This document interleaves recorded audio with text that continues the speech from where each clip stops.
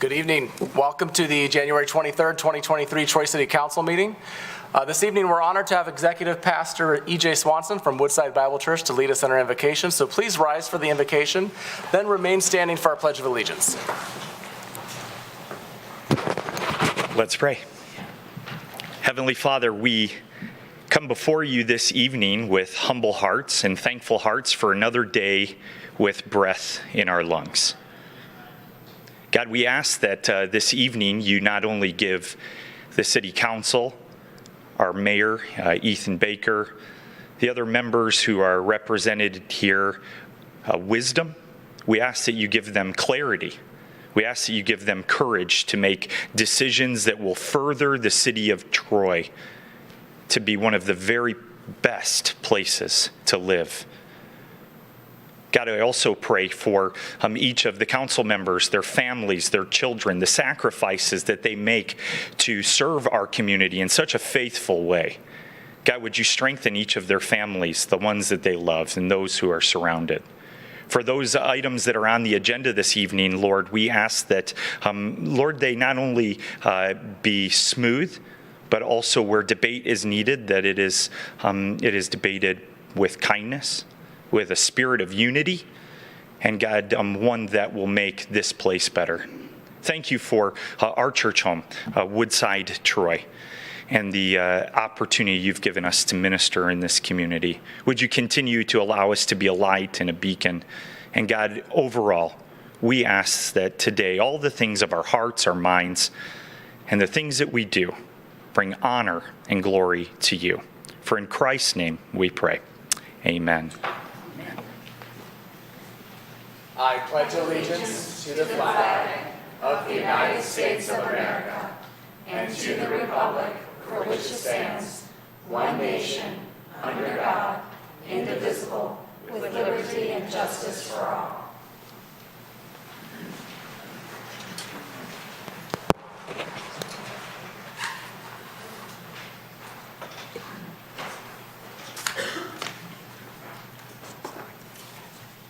Thank you, Pastor Swanson. We appreciate your kind words and your willingness to come here this evening for our invocation. I'll call the Troy City Council meeting of January 23rd, 2023 officially to order and ask for the roll call for Ms. Dixon. Mayor Baker? Here. Councilmember Abraham? Here. Councilmember Brooks? Here. Mayor Pro Tem Chamberlain Krenga? Here. Councilmember Erickson Galt? Councilmember Hamilton? Here. Councilmember Hoderick? Here. So if you're in chambers, you see that Councilmember Erickson Galt is here via Zoom this evening. She is unable to attend in person, and so I'm going to make the motion that she officially be excused, her absence be excused from the Troy City Council meeting of January 23rd, 2023 due to her inability to be in council chambers. Support. Moved by the chair, supported by Mayor Pro Tem Chamberlain Krenga, that we approve the excused absence of Councilmember Erickson Galt from tonight's City Council meeting. Any discussion? As a reminder, both to Councilmember Erickson Galt and all who are watching, she will be able to participate in discussion this evening. She will not be able to vote, however, because she's not here in person. The vote, Ms. Dixon. Mayor Baker? Yes. Councilmember Abraham? Yes. Councilmember Brooks? Yes. Mayor Pro Tem Chamberlain Krenga? Yes. Councilmember Hamilton? Yes. Councilmember Hoderick? Yes. Motion carries. First up are certificates of recognition and special presentations. We don't actually have any this evening, or carryover items, but we do have public hearings next. So E1 is a public hearing, Community Development Block Grant, CDBG 2023 funds, public hearing. That'll be introduced by Cindy Stewart, our Community Affairs Director.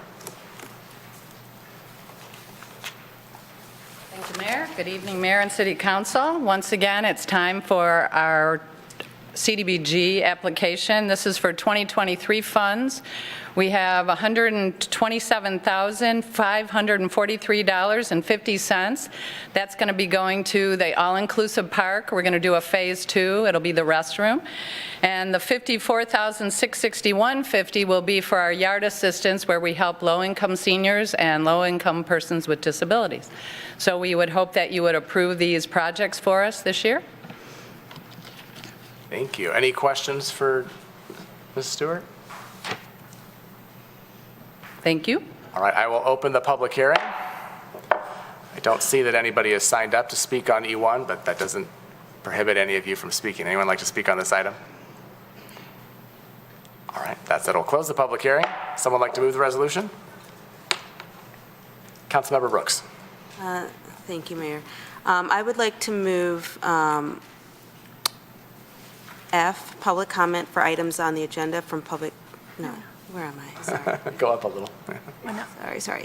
E1, I should have probably I opened it up. Sorry, E1, Community Development Block Grant, CDBG 2023 Funds, public hearing, as printed in the agenda. Support.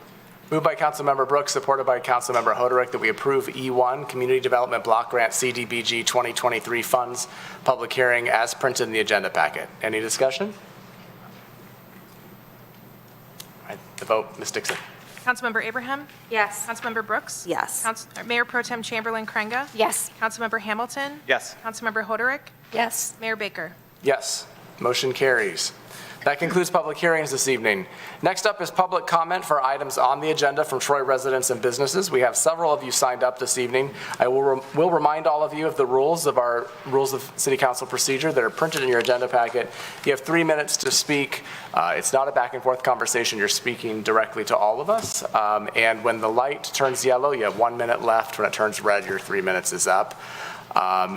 I noticed there's a sign-up sheet on the podium, I think probably left over from one of the other boards. I just want to make sure anybody who intended to speak tonight at public comment signed up with the monitor out there and not just on this piece of paper on the podium. Just making sure. So, with that said, first resident to speak will be Marco Masculi.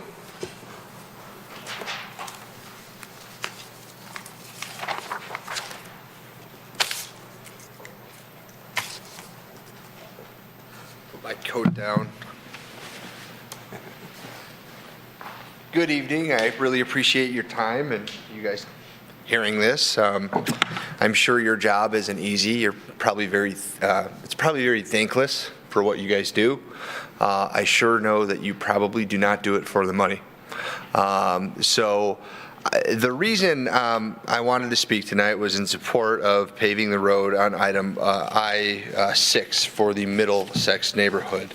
I've been living there for 5 years, and I have a wife, 2 kids, 2 young ones. 5 years ago, I liked the paved road or the dirt road. My position has changed, but what ultimately I think this comes down to is, I think what motivates all of you to volunteer your time and your efforts away from your family, and that's because you believe in the value of self-government and self-determination. It's not easy what you guys do. You're going to have people upset no matter what decision you make on anything, and I'm sure you feel like those values have been jaded. And over time, I'm sure it's exhausting.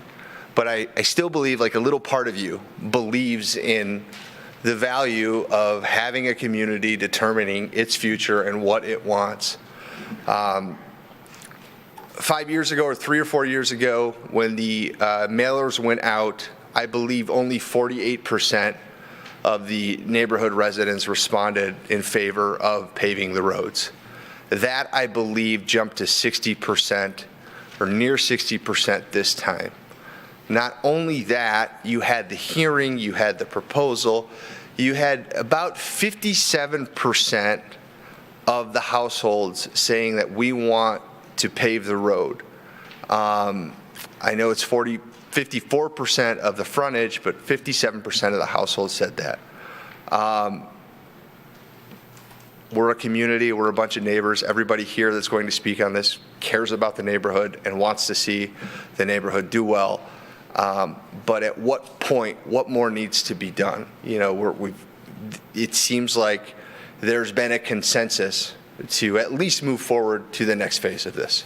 I don't know all the technicalities, but people took time out of their day to sign a petition. And I know that's not building the Panama Canal, but the easy thing to do is sit back and just not do anything at all.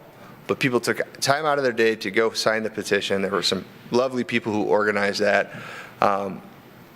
And the community's voice says that we want to move forward with that. And we're just asking City Council to hear that. So I appreciate your time and good luck to you. Thank you. Thank you, sir. Appreciate you coming forward. Next up is Lenore Paxton.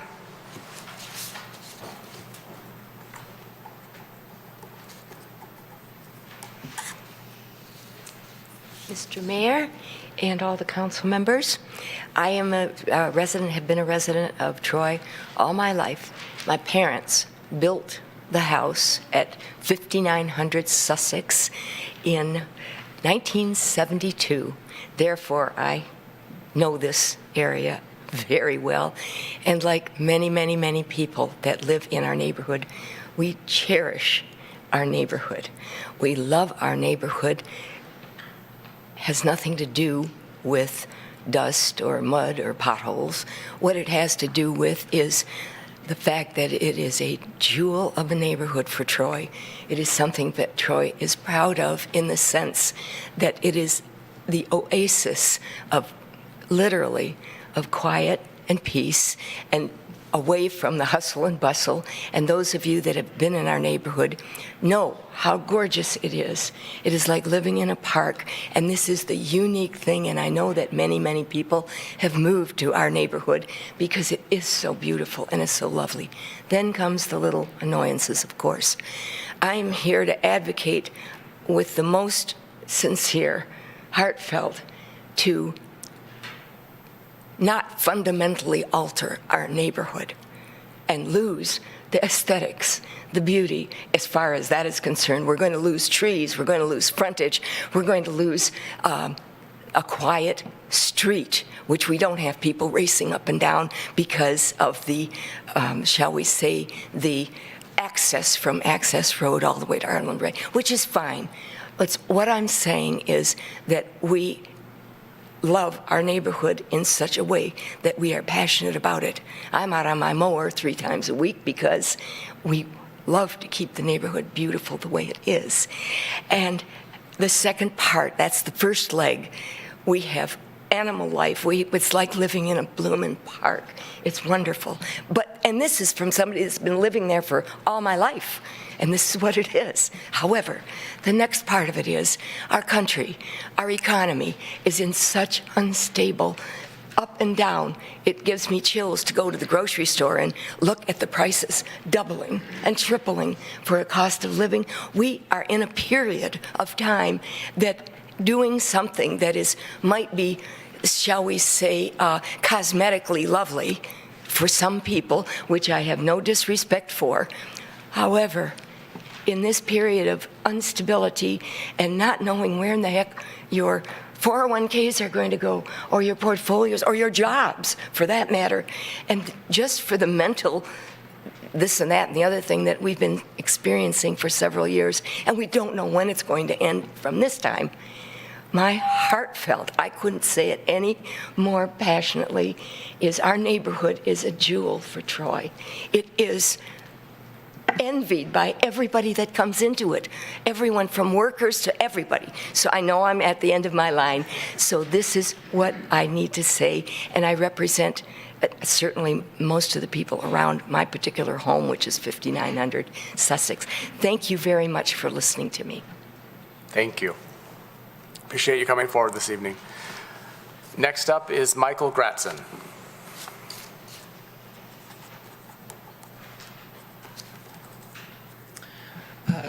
Good evening, Mayor Baker, Mayor Pro Tem Chamberlain, and the esteemed council here. Thank you for the opportunity to be able to speak today on item I-06. I'm speaking not in favor of paving the road. I moved into Troy in 2017 with my wife, and we were very fortunate to buy the home that we did, which is on Sussex. Part of the reason we moved there was because of the aesthetic of what it's like to live on a dirt road with big tall trees, a well-established neighborhood where some of our residents have spent their whole lives there, and we've gotten to know many of them over the years. I'm very concerned that by coming through and paving this road, and what we've heard from the civil engineer in the meeting, I believe it was back in October, there was a number of inconsistencies on what this meant for change.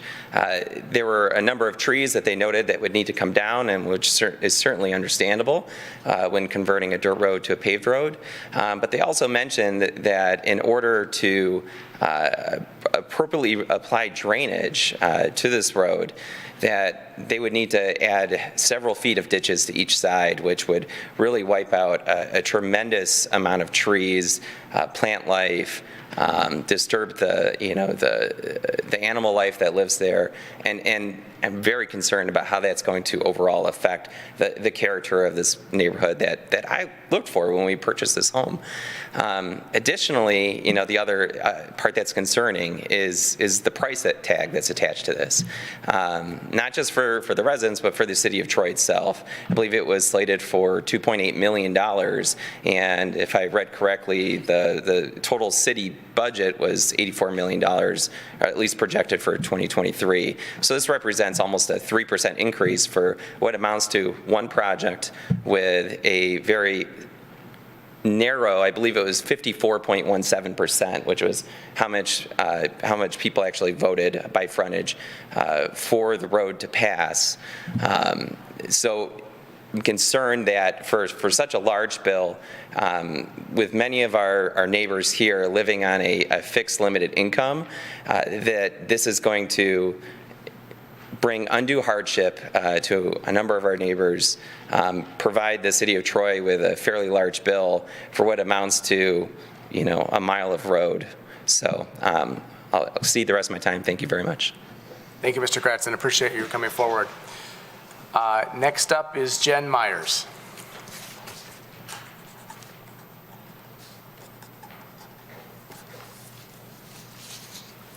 Well, good evening. I have lived in Troy since 2010 with my husband and then our 3 girls that we've had since then. And the roads were okay when we moved in, but as we've raised our family there, it's been really tough to try to teach them to ride a bike. We can't rollerblade down the streets.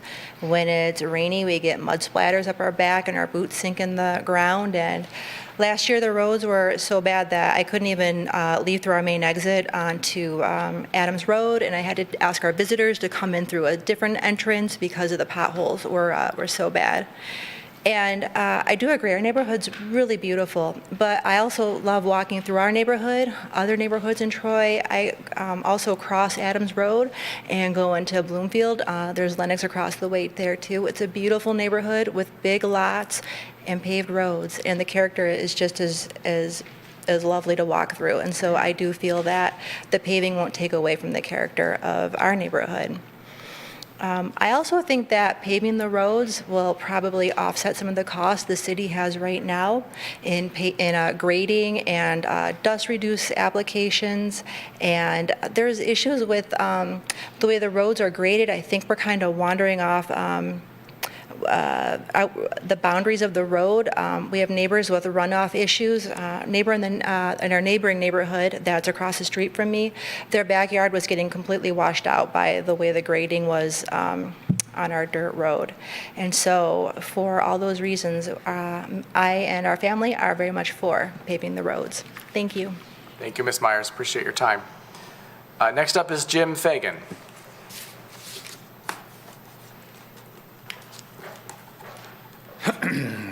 Good evening, Mayor and Council. My name is Jim Fagan. I've lived in the neighborhood since 2008. First, I wanted to simply mention there was a confusing statement in today's backup material, which implied a 54.17% vote was attained due to 2 properties owned by a developer. Those lots are no longer owned by a developer, and they're irrelevant to today's discussion. Likewise, that statistic is irrelevant to the discussion that happened in 2016. I think and hope this sentence was simply misplaced. Coincidentally, I happened to look on Zillow today, and I stopped at 12 properties that have transacted since 2016. So it looked very misleading in how it was written to you folks. I didn't want you to be confused that that number of 54.17 was somehow attained because of 2 properties supposedly owned by a developer. Excuse me, switching back to facts, the majority have approved the current current real property owners at 54.17, as we have mentioned, from signatures that were turned into the city a month ago. Today's backup material accurately stated that a majority of properties voted by a 26-20 margin, also for majority. I think it's worthwhile to note that in the SAD, district, there are 2 folks living on Adams who did not vote for paving and don't use the roads, but there are 6 homes in the development that must use the roads who are not in the SAD, and I know that was mentioned in the article today too. Personally, I used to like the dirt roads, but my opinion has changed drastically. The conditions have continued to deteriorate, and they're generally in poor to downright terrible condition, regardless of the season. Weather, lack of consistent and timely grading, and increased traffic with the number of homes that have been built over the last 5 to 6 years all contribute to these issues. Finally, on money, Mr. Finley sent a resident an email recently that said this was an unexpected hit to the budget. That statement confuses me, as we have been working on this matter with the city for nearly a year. The $2.8 million figure was provided in the packets that came to us in October. And this is not a new issue to the neighborhood. Obviously, it's been brought up for the past 15 to 20 years. I personally think it speaks volumes that the majority of homeowners are willing to pay a substantial amount of money out of their pocket, 10, 15, 20, upwards of 25 grand. In summary, the project is desired and approved by a majority of residents, both by lineal footage and by the total number of households. I know that that is not the technical calculation. Future costs to the city for maintenance and paving will only increase, as will the cost to residents. Approving this project will save the city money over time, and I believe that the time for approving this project is now. I wrote you a very lengthy letter on Thursday with a lot more additional facts and statistics. I commented about the changes in the neighborhood. It used to be very special. It's not anymore. It's very different, and I encourage any and all of you to drive the roads. I know that may not be pertinent for tonight, but you'll see what we all deal with. Thank you all for your time. Thank you, Mr. Fagan, and also for that, your emails as well. Next up will be Margaret Williams.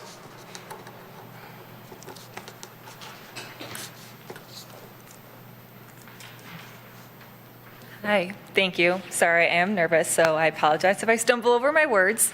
My name is Maggie Williams, and I have lived in Troy since I was born here in 1989, and I have lived in the same home on 5717 since 1989. I was able to purchase it from my parents when they moved, and I was very honored because I loved the way that I grew up.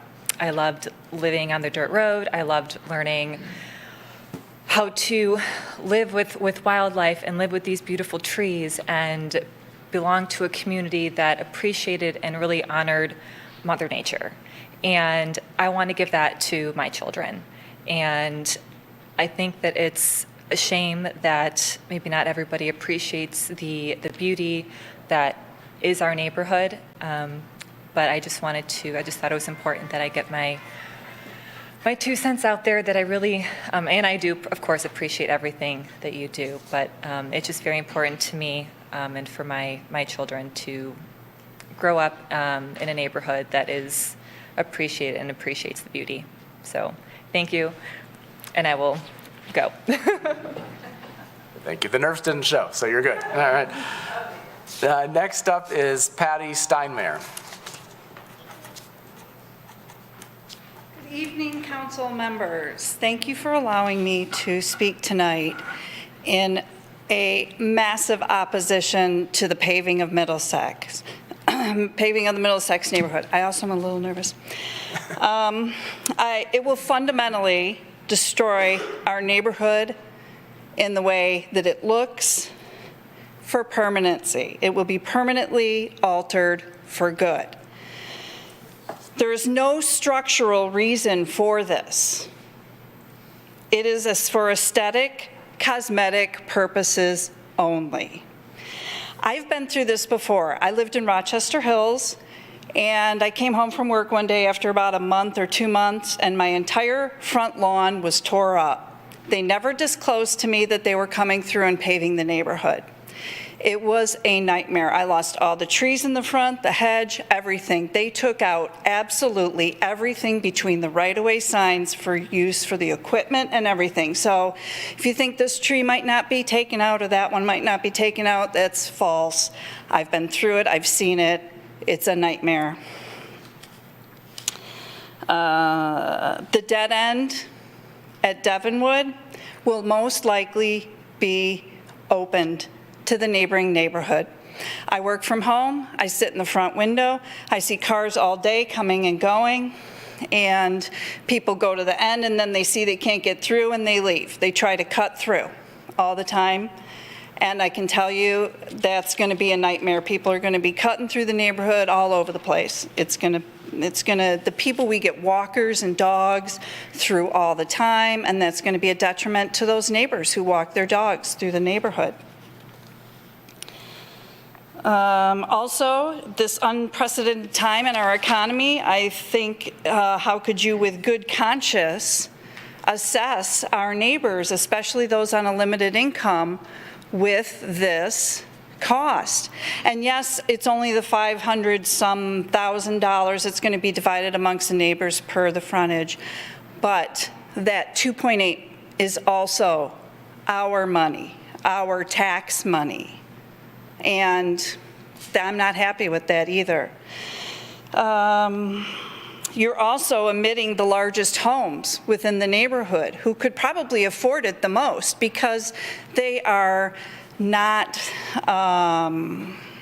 benefiting because their driveway doesn't access the actual road that's being paved. But I can tell you the Rabin Court and the other court, they come in and out of the neighborhood and use the roads just as much as we do, if not more, based on the number of family members. So they are also responsible for tearing up the roads. Ms. Steinmeier, If we had proper maintenance, I'm sorry. 15 seconds? Can you go to 15 seconds? I'm good. Or 20 seconds? 30, okay, I'll give you 30 seconds Thank if it's you. okay with council. Hold on, council. If we had proper Okay, 30 maintenance, seconds. I think it would solve the problem, because in our other meeting, they talked about the grading and then followed by the solution. Well, after that other meeting in October, I started taking notes on when they graded, and they've only graded 4 times since October, and not one of them was followed with a solution, which he said he does every single time. So I sit there in the front window and I watch this all day long, and I am against it. No paving. Don't do it. Thank you for coming It's gonna cost forward a lot this of evening. Next up is Raja Puli.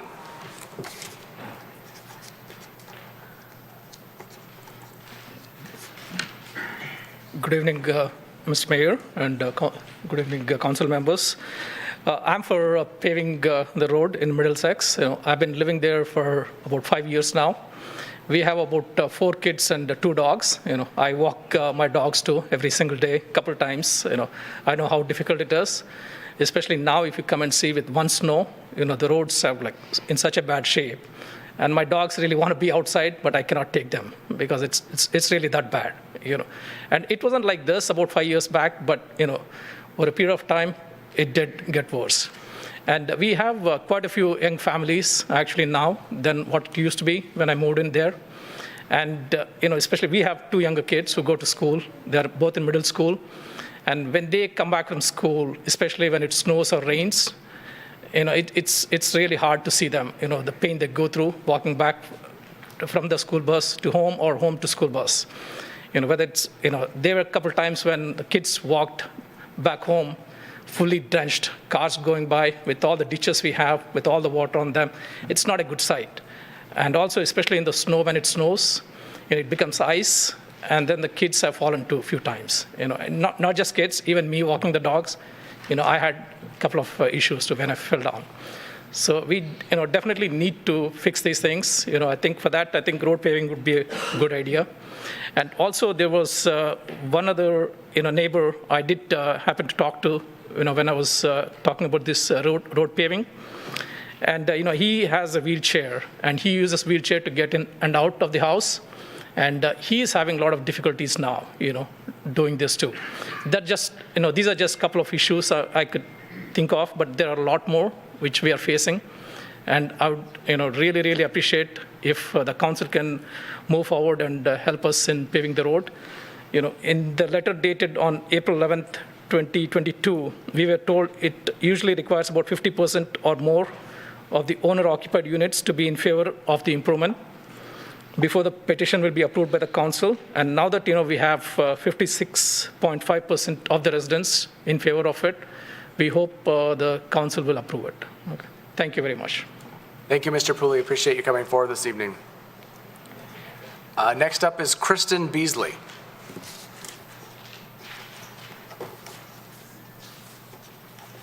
Hello, everyone. I'm sure you guys are surprised by how many people are coming out, and it's so back and forth, it feels like, but I am not in favor of paving this road. I would say I moved in 5 years ago. I didn't realize how many people did. I should know more of my neighbors by now. But back then, I was kind of open to the idea, and I wasn't sure about the dirt road. And I probably got a better deal because the house wasn't selling because it was on a dirt road. But I ended up really, really liking it. My biggest reason why I don't want it to be paved is because of the trees. So right now, I'm at the dead end of Devonwood. And so if there's a chance, if it opens up that dead end, like, I'm so scared for the safety of my 3 kids. I have a 6-year-old, a 4-year-old, and a 9-month-old. And it's so great because right now you walk outside, there's deer because there's trees in my front yard and in my backyard. And so right now there's deer that go in between, and you walk out and you see deer everywhere, and there's squirrels, and I'm just so afraid, like Patty was saying, I feel like cars are gonna go right through, and it's so dangerous I grew up in a home where there was cars going through. My parents were nervous wrecks, and I bought this house because of the dead end. And if there's a chance that it will open, I just really, really do not want this road to be paved. And the trees. So at first I was really open to it because I think to keep progressing forward, and I'm all about change.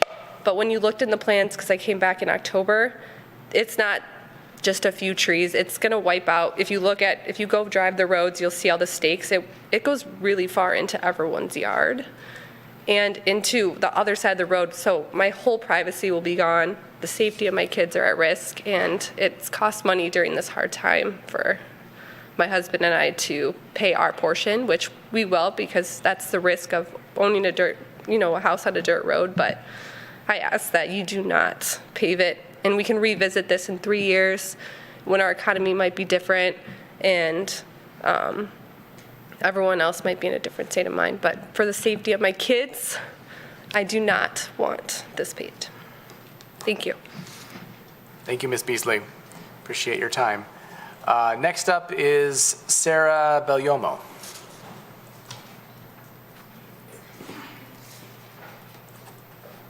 Hello.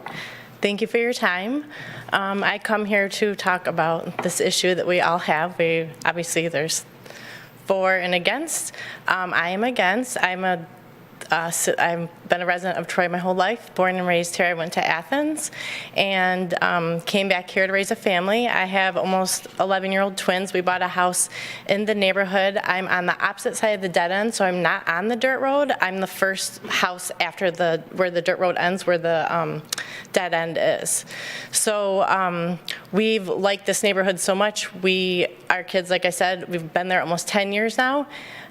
Moved from across the street to the current house that we're in. And when the realtor sold us this house, he said, "You found a diamond in the rough." He said, "You are in a beautiful spot. It is a gorgeous neighborhood. There's no traffic. The only people that drive through are the people that reside in this neighborhood. You're gonna love the beautiful nature setting, and it's just a great place to raise a family." And like I said, this is our second house in the neighborhood. We just have concern with the pavement, with it destroying the nature-like setting, and also we're very opposed to having that dead end be open.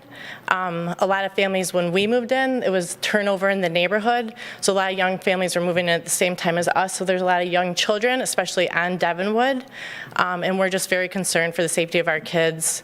And also would just ruin the integrity of our subdivision and neighborhood and what we have currently. So, thank you for your time. Thank you for coming forward this evening. Next up is Sunil Rao.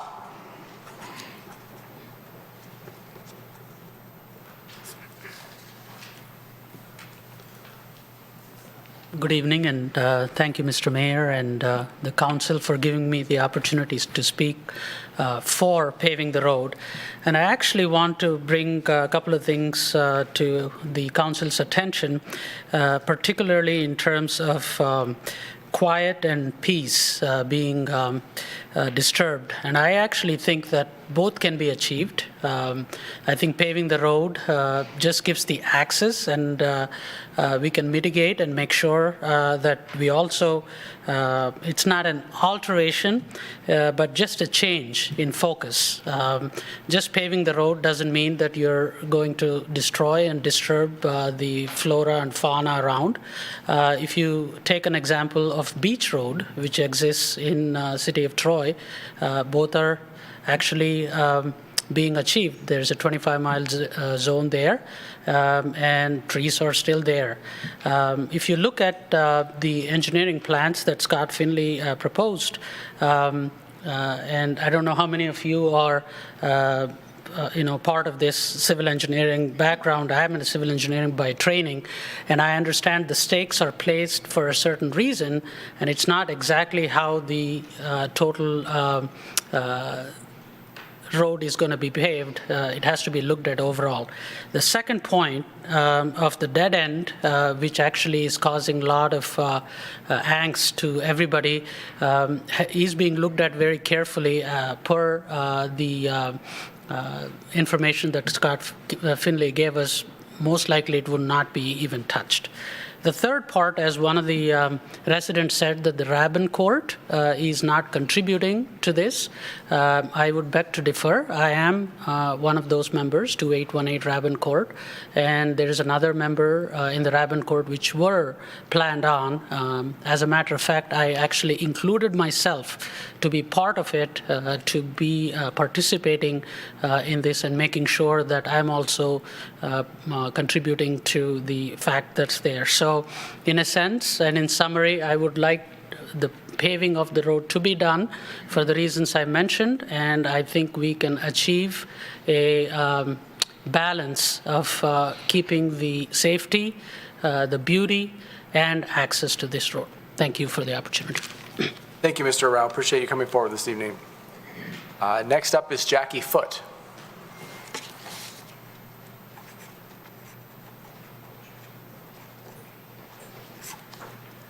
Mayor, Council, thank you for giving me the opportunity to speak. I've been a 37-year resident of Sussex Court, and I'm not in favor of the paving of the road. I believe that the paving the road will dramatically change the neighborhood, and as well as increase traffic on a paved road. The city presented us with how many trees would be removed with this plan, and they said 17, which I think is a gross underestimate, because they said there would be 2 trees removed on my property, and I can count 7 or 8 that are based on the guidelines they told us at the last meeting. There's 7 or 8 trees minimally that would come down, and others are at risk. They're not within the parameters of what they would take down, but the roots might be impacted, which is my concern with the whole neighborhood as I walk through it, that 17, there's a lot more than 17 trees. So that's one of the big impacts on the neighborhood. The noise in the neighborhood from I-75 will increase because of the trees coming down. So that was the other thing. And then lastly, 3 years ago in City Council, they did not approve the paving of the roads, and one of the reasons was because they didn't want to impose an assessment when there was not a strong majority in the neighborhood that wanted it done. And so now there's 54% by the letter that I got, and I don't consider that a strong majority. And it's maybe a little more than the last time, but even though we've had 8 or 9 houses turnover in that 3-year period of time, I don't think it's increased very much. And so I don't think there's a strong majority, and I'm not in favor of the road being paved. Thank you. Thank you, Ms. Foote. Appreciate you coming forward this evening. Next up is Gary Freilich. Freilich.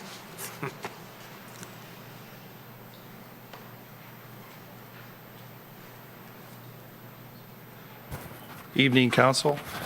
Thanks for your time.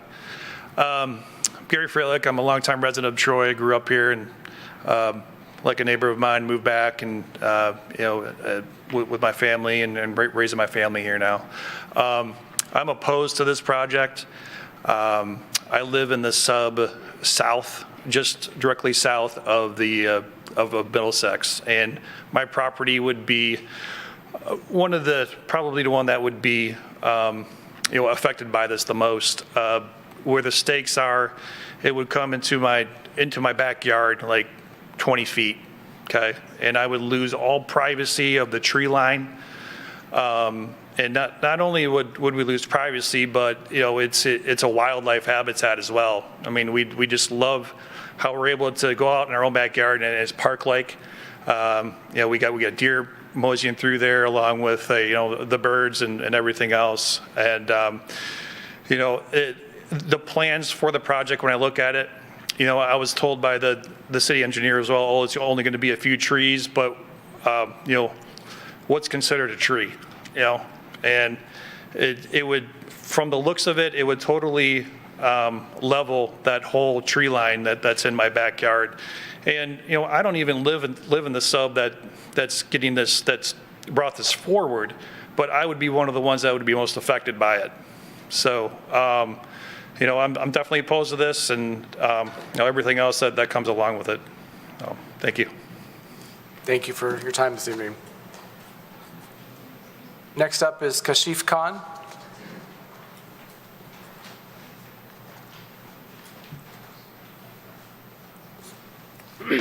Good evening. Thank you for the time. I'm a long time resident of Troy. I grew up here my entire life, 50 years. We recently moved to this neighborhood, so we were on the east side, and for all of the reasons that everyone is saying, so it's kind of funny, you're hearing the yays and the nays, but everybody is talking about the beauty and the dirt road and all of those things. That's what drew us to the neighborhood. So should have started off by saying that I am for paving. Yes, all of those things drew us, and it was great. Over time, some of the things that we've seen is one is when you have all the potholes and the roads get real mushy, everyone naturally tries to avoid the potholes, right? So if you come into my house, what's happened is if my lawn is here. Okay, it's all right. So my lawn, my property is here, and here's a dirt road where everyone's going around the potholes. It's now eaten away. So many people have gone around and into my front yard. Now a portion of my front yard is now what looks like road. So you should come by and check out the sprinklers, because now the sprinklers look like they're watering the road. It's that whole line. So it's already eaten away a good chunk of what confused me at first. The other part for moving, we had a neighborhood full of kids. My kids used to ride the bike, go outside, walk every day.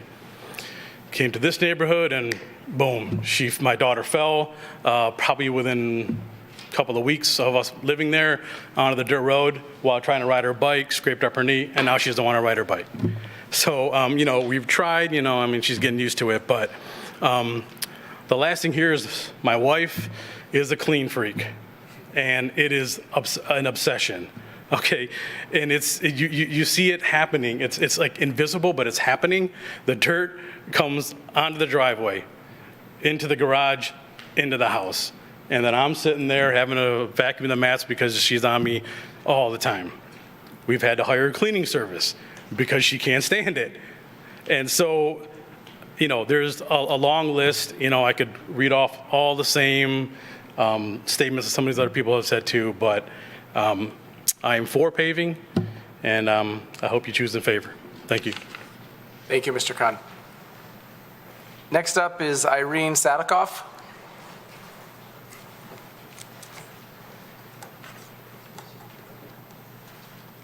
Good evening, everyone. I will probably echo what the last person was just saying. We live smack on the corner of Adams and Lennox. So we have a paved big road on one side and unpaved pothole road on the other side. And just like the gentleman before me said, everyone's trying to avoid the potholes by driving on our lawn. In the last year, we had to replace our sprinkler system altogether and move it closer to the front, plant the trees between the road and the sprinkler system so no one drives on the lawn. People still do. and it's crazy, and there's nothing we can do. I called the city, I tried to control it, there's nothing we can do at all. We moved into this neighborhood about 16, 17 years ago for the fact that it was a beautiful neighborhood. We loved everything about it. We built our house there. We've had 3 kids there, all went to schools here. Things have changed since then. It is not the same neighborhood that we moved into because there are kids. We had a neighbor call us one day thinking it was our son doing, spinning the wheels around. There's like a triangle with a tree a little further down our street. He thought it was our son doing it, but it was somebody else just drove into the subdivision and was just driving around on the dirt road. When people think that dirt roads are safer and paved roads will be more dangerous, I don't believe that, because I do see, just like our house is on the dirt road, I also work from home and I still have the window also to the dirt road. I do see people trying to speed right by our house because it is a dirt road and they think it's fun.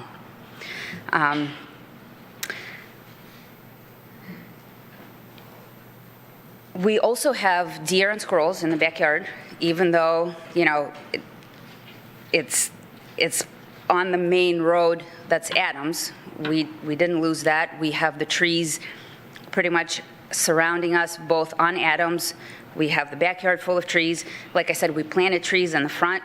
I'm sure we'll lose some of them, even though they're newly planted, but this is the risk we're willing to take. We have 3 kids, like I said. We have a dog. We can't walk them in our neighborhood. We have to cross Adams to get to Lenox on the Bloomfield hillside, which is paved. And let me tell you, it's beautiful. It's got trees, it's got nature, it's got squirrels and deer. We see them all the time. Nothing's changed. It's just as beautiful as our street could be. Also for, I don't know if you guys know, but the school bus stops on the corner. It doesn't drive into the subdivision. So all the kids that get off the school bus at Adams have to walk down Lenox to their houses. I just need 5 more seconds. 5 seconds, okay with everybody? 5 seconds goes fast, but go ahead. We'll give you 10. Thank you. And like people were saying, they moved here a long time ago. They've lived in Troy for their entirety of their lives. You know, they love how the neighborhood used to be. Unfortunately, progress moves things on. Cities were built on top of other cities. We can't just kind of hold on to what was in the 70s or in the past or even 16 years ago when we moved in here. So in terms of majority, who is to determine what is the strong majority? What is that number? Where is the cutoff? Because if there's an answer to that, I would love to know. That's it. Thank you. Thank you. That concludes those that have signed up for public comment for items on the agenda who are Troy residents. Now's an opportunity for council and administration to respond and reply. I'm going to ask that we hold our discussion and conversation until we actually have the agenda item before us so we can have our presentation first. That might leave you all unsatisfied to not be responded to right away, but I think from a procedural standpoint, it makes sense for us to, I can't take questions, to have the presentation first. I will say, for those of you who thought you were nervous, you looked great, and I appreciate everybody who came out tonight. Obviously, it's there's a lot going on in this city, especially this week, and you're here to talk about your neighborhood, which is often what matters most to our residents, what happens right outside their front door. So I appreciate the passion that of all of you coming this evening, for giving us good insight, and look forward to having a very healthy discussion about the item here in just a few minutes. Okay? Okay, all right. There are no postponed items this evening, so we move on to regular business. I-1 is board and committee appointments. Mayoral appointments are first. I have a couple this evening. I'd like to move to the Board of Review, John Howard Adams, for the term expiring January 31st, 2026. Support. Moved by the chair, supported by Councilmember Hamilton, that we approve the appointment of John Howard Adams. It's actually a reappointment to the Board of Review for the term expiring January 31st, 2026. Any discussion? The vote, Ms. Dixon. Councilmember Brooks? Yes. Mayor Pro Tem Chamberlain Krenga? Yes. Councilmember Hamilton? Yes. Councilmember Hoderick? Yes. Mayor Baker? Yes. Councilmember Abraham? Yes. Motion carries. We thank Mr. Adams for his continued efforts on behalf of the city. Also like to move the appointment of Padma Kupa to the Downtown Development Authority for the term expiring September 30th, 2026. Support. Moved by the chair, supported by Mayor Pro Tem Chamberlain Crankey, that we approve the appointment of Padma Kupa to the Downtown Development Authority for the term expiring September 30th, 2026. Any discussion? The vote, Ms. Dixon. Mayor Pro Tem Chamberlain Crankey. Yes. Councilmember Hamilton. Yes. Councilmember Hoderick. Yes. Mayor Baker. Yes. Councilmember Abraham. Yes. Councilmember Brooks. Yes. Motion carries. That concludes mayoral appointments this evening. I'll turn it over to Mayor Pro Tem Chamberlain Crankey for city council appointments. We have, looks like just one. Just one, yes, thank you, Mayor. I would like to move the appointment of Tyler Fox as Planning Commission representative to the Zoning Board of Appeals for the term expiring December 31st, 2023. Support. Moved by Mayor Pro Tem Chamberlain Crankey, supported by Councilmember Brooks, that we approve the nomination and the appointment, actually, of Tyler Fox as the Planning Commission rep on the Zoning Board of Appeals for the term expiring December 31st, 2023. Any discussion? The vote, Ms. Dixon. Councilmember Hamilton. Yes. Councilmember Hoderick. Yes. Mayor Baker. Yes. Councilmember Abraham. Yes. Councilmember Brooks. Yes. Mayor Pro Tem Chamberlain Crankey. Yes. Motion carries. That concludes city council appointments this evening. I2 are board and committee nominations. Mayoral nominations are first. I have one this evening. To the Board of Review, I'd like to nominate Karen Greenwood to the unexpired term expiring January 31st, 2024. Support. Is that Edna? Okay. Moved by the chair, supported by Councilmember Abraham, that we approve the nomination of Karen Greenwood to the Board of Review for the unexpired term expiring January 31st, 2024. Any discussion? The vote, Ms. Dixon. Councilmember Hoderick. Yes. Mayor Baker. Yes. Councilmember Abraham. Yes. Councilmember Brooks. Yes. Mayor Pro Tem Chamberlain Crankey. Yes. Councilmember Hamilton. Yes. Motion carries. Next up, that concludes mayoral nominations this evening. I'll turn it over to Mayor Pro Tem Chamberlain Crankey for city council nominations. Thank you, Mayor. I would like to move the renomination of David Gorsica and Kelly Jones to the Liquor Advisory Committee for the terms expiring January 31st, 2026. Support. Moved by Mayor Pro Tem Chamberlain Crankey, supported by Councilmember Hoderick, that we approve the renominations of David Gorsica and Kelly Jones to the Liquor Advisory Committee for the term expiring January 31st, 2026. Any discussion? The vote, Ms. Dixon. Mayor Baker. Yes. Councilmember Abraham. Yes. Councilmember Brooks. Yes. Mayor Pro Tem Chamberlain Crankey. Yes. Councilmember Hamilton. Yes. Councilmember Hoderick. Yes. Motion carries. That concludes council nominations this evening.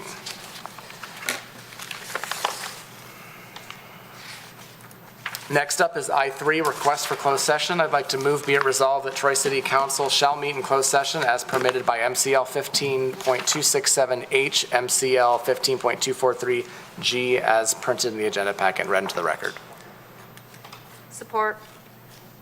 Moved by the chair, supported by Councilmember Abraham, that we approve I3, request for closed session, as printed in the agenda packet. Any discussion? The vote, Ms. Dixon. Councilmember Abraham. Yes. Councilmember Brooks. Yes. Mayor Pro Tem Chamberlain Crankey. Yes. Councilmember Hamilton. Yes. Councilmember Hoderick. Yes. Mayor Baker. Yes. Motion carries. At the close of the public agenda here, we will adjourn from in here and then pick up in the closed session where it's expected that we'll eventually adjourn. I said adjourn, I meant recess from in here, and we'll adjourn from in there. I just made the same mistake last meeting, too. Okay, I4, bid waiver, ammunition purchase, police department. That'll be introduced by our chief of police, Frank Nastasi, with a new haircut. It's a little short, I know. Good evening, Mayor. Good evening, council members. Before you is a bid waiver request. The police department routinely purchases ammunition for officers' handguns and rifles through cooperative purchase programs. However, due to current ammunition shortages, we're being told that it's 1 to 2 years out lead time to get this ammunition. Michigan Ammo LLC is currently the only supplier with ammunition immediately available for our police department for training and whatnot, requesting to waive the bid process and allow the purchase of the available ammunition from Michigan Ammo LLC, and I can answer any questions that you have at this time. Thank you, Chief. Any questions? Resolution. Councilmember Abraham? I'll move I4, bid waiver, ammunition purchase, police department, as printed in the agenda. Support. Moved by Councilmember Abraham, supported by Councilmember Hoderick, that we approve I-4 bid waiver ammunition purchase, Police Department, as printed in the agenda packet. Any discussion? Always happy to support the training of our police officers. Thank you, Chief. The vote, Ms. Dixon. Councilmember Brooks? Yes. Mayor Pro Tem Chamberlain Craig? Yes. Councilmember Hamilton? Yes. Councilmember Hoderick? Yes. Mayor Baker? Yes. Councilmember Abraham? Yes. Motion carries. Next up is I-5, Standard Purchasing Resolution 4, Oakland County Extended Purchasing Contract, City Hall Exterior Repairs, South Entrance Step Reconstruction, and Community Development Department Improvements, and Budget Amendment. And that'll be introduced by our Facilities and Grounds Operations Manager, Dennis Tramp. Good evening, Mayor and Council. Before you tonight is a request for a budget amendment. This project has three components. The initial component was budgeted last fiscal year for exterior repairs. That was to remedy some water leaks around the facility, seal up windows. As a result of the advance that was held in November, the decision was made to continue moving forward with repairs, necessary repairs and renovations to City Hall while we developed a long-term plan. So the remaining two items are a result of that. The steps at City Hall have been failing for a number of years. We've patched them. They're in need of complete reconstruction. And then, as you all are aware, in the beginning of this fiscal year, we brought the building inspection services back in-house under the planning department into a one cohesive community development department. So that other component will be removing a wall that separates the two to provide a cohesive environment for teamwork and collaboration. And I'd be happy to answer any questions. Thank you, Dennis. Questions from council? I had a question. I don't think I saw it in the memo, but what's the expected time frame of these projects? It's our goal for this fiscal year. This fiscal. So by June 30th. By June 30th, okay. Will the stairs be in place for the Memorial Day ceremony? That's be honest, my big Fingers concern. crossed, pending concrete shortages that we dealt with last year, that is our hope. We would not take the stairs out if there was any chance they would not be ready for the Memorial Day ceremony. We would just push it off to the, work after that. So, but it's our hope. Any other questions? Someone want to move that resolution? Oh, Mayor Pro Tem Chamberlain Craig. Thank you, Mayor. I'll move I-5, Standard Purchasing Resolution 4, Oakland County Extended Purchasing Contract, City Hall Exterior Repairs, South Entrance Step Reconstruction, and Community Development Department Improvements and Budget Amendment, as printed in the agenda packet. Support. Moved by Mayor Pro Tem Chamberlain Craig, supported by Councilmember Hamilton, that we approve I-5, Standard Purchasing Resolution 4, Oakland County Extended Purchasing Contract, City Hall Exterior Repairs, South Entrance Step Reconstruction, and Community Development Department Improvements and Budget Amendment, as printed in the agenda packet. Any discussion? All right, the vote, Ms. Dixon. Mayor Pro Tem Chamberlain Craig? Yes. Councilmember Hamilton? Yes. Councilmember Hoderick? Yes. Mayor Baker? Yes. Councilmember Abraham? Yes. Councilmember Brooks? Yes. Motion carries. Thank you. Next up is I-6. Standard purchasing resolutions 1 and 2 for a special assessment district for bituminous asphalt paving of Middlesex country home sites, Devonwood, Lennox, and Sussex. That'll be introduced by Kelly Tim, our city assessor, and Scott Finley, our city engineer. Mayor, I would like to make a little intro before Well, then, Kelly Timms, our assessor, gets started. all right, then we'll first start with City Manager Miller. Thank you, Mayor and members of council. Obviously, you see that this item is rather contentious this evening. So I want to give a little background, some history. Some people have asked, why do we have a neighborhood without paved roads? Well, back before 1968 in the Subdivision Control Act, you could create plats and subdivisions, and they didn't necessarily have all the improvements. And after 1968, local communities were given the authority and the methods to get plats approved to ensure that all those improvements do occur. And if the local community wants roads and water and sewer, that would be installed. The thing to note there, though, is that the developer, through the purchase of the homes, usually paid for all those improvements, which happens in the subdivision. Keep that in your mind, that through all the subdivisions that most of you probably lived in, the initial utility improvements, which are city-owned eventually, or they were installed as part of the purchase price of the house originally. So let's carry forward. Kelly Tim is our assessor for less than a year or about a year. Scott Finley has been our city attorney for city engineer for less than a year, but although he's worked for the city for 20 years or so approximately. And then Rob Melzak, our CFO, which I don't see him here. And he's been with the city only about 3 years. So a couple weeks ago, I was asked to go to a meeting, and Kelly Tim was sat down and said we had this this SAD situation coming forward. And Kelly said, I'm really perplexed. I'm like, well, why is that, Kelly? She said, well, our policy, which is enshrined in an ad memo from 1973, and it has not been changed since 1973, that a special assessment district can go forward, and you're enabled to do that through state law and the charter to do that, and you have a lot of authority. So even if there is more than 50%, you have the authority to approve that or not. But our current rules state that the residents will only be responsible for the paving portion of the reconstruction. So I remember when I started working here 22 years ago that was unheard of, because the paving part is only that much. There's subbase, there's drainage, there's tree removal, there's dirt removal, there's profit, there's all these other things that go in there. That's why this costs $2.8 million, and the city would have to front all that, but we would get $500,000, a little bit more than that, over a series of years as the SAD gets paid back by the residents. So I sat down, and as my tenure as city manager, I feel that when there are situations that need city council's attention, that be brought forward. And what I mean by that is, in 1973, this was a very different community, which it is today. Most of the growth was in the 70s and 80s. There were hundreds of homes being built. The city was actually they were flush with money because of the growth. And I assume the intent in 1973 was to encourage the city in using city dollars to help pave as many roads as possible. So fast forward today. So that policy, which the city pays for only the paving portion, which only is a small portion of a reconstruction or putting in a road, is actually very unusual when you look at all of the other communities. Kelly, have you ever seen it in that? I'm not sorry for putting you on the spot, but it's highly unusual, right? Right.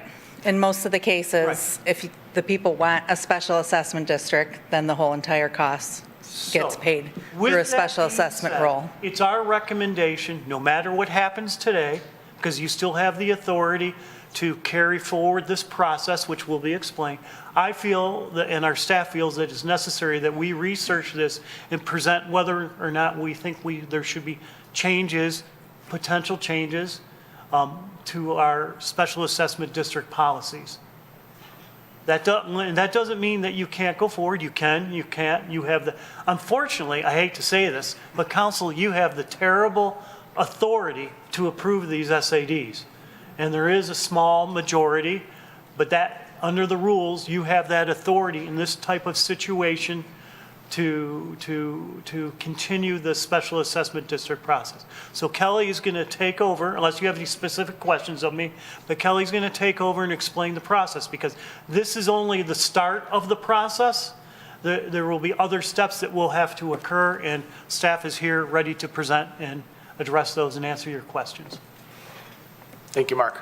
You're welcome. Okay, good evening, Mayor and City Council members. On the agenda tonight are standard resolutions 1 and 2 for a proposed special assessment district for paving in Middlesex country home sites. This is located in Section 7 at the southeast corner of Square Lake and Adams Road. The map up there represents the parcels that were included in the special assessment district for your reference. The City of Troy has a procedure for handling inquiries regarding the steps to be taken prior to the initiation of special assessments. This included an information meeting that was held October 6, of 2022 with the residents of the district. Signed petitions were submitted to the city clerk's office and were analyzed by the city assessor, which is myself, to determine the percentage of owners that were in favor of the project. 26 property owners have petitioned for the paving. These 26 property owners represent 54.17% of the total linear foot involved in the project. The remaining 20 property owners represent the remainder of the project area. The cost estimate for this project is $2.8 million approximately, of which $513,000 is to be spread on linear feet, and that would be amongst all the property owners in the project area, thus creating a special assessment role. The city share of approximately $2.3 million is not currently budgeted for this year. If City Council is in favor of the project moving forward, you can approve Standard Resolution 1, which authorizes the preparation of plans and cost estimates by the engineering department, and Standard Resolution 2, which authorizes the city assessor to prepare the actual special assessment roll and amortization schedule. That spread is usually 10 years at 6% interest for the roll. If Resolution 1 and 2 are approved tonight, Standard Resolution 3 would be presented at the next City Council meeting on February 13th. Resolution 3 involves setting the date for the public hearing before City Council to hear public comments on the project. Notice would be given to each owner in the district by first-class mail of the public hearing.